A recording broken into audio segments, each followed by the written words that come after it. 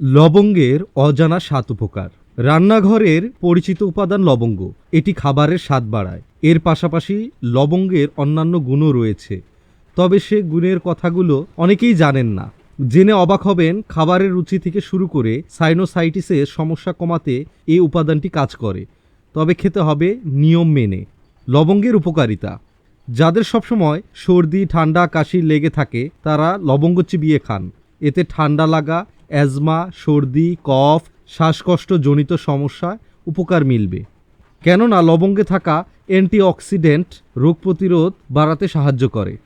যাদের ঘন ঘন মাথা ব্যথা হয়, যাদের সাইনোসাইটিসের সমস্যা আছে, তারা লবঙ্গ চিবিয়ে খেলে উপকার মিলবে।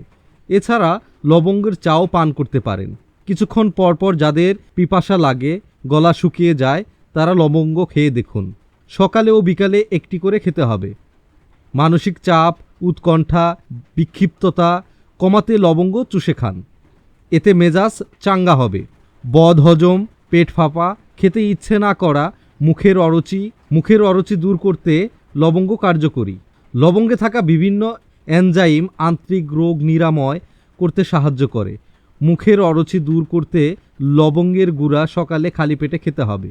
লবঙ্গে থাকা অ্যান্টিব্যাকটেরিয়াল উপাদান শরীরের ক্ষতিকর উপাদান দূর করে। রক্তকে পরিশোধন করতেও ভূমিকা রাখে এটি।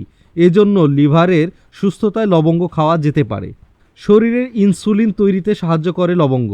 এটি রক্তে সুগারের মাত্রা নিয়ন্ত্রণে রাখে এবং কর্মক্ষমতা বাড়াতে সাহায্য করে। তাই ডায়াবেটিসের রোগীরা লবঙ্গ খেলে মিলবে উপকার।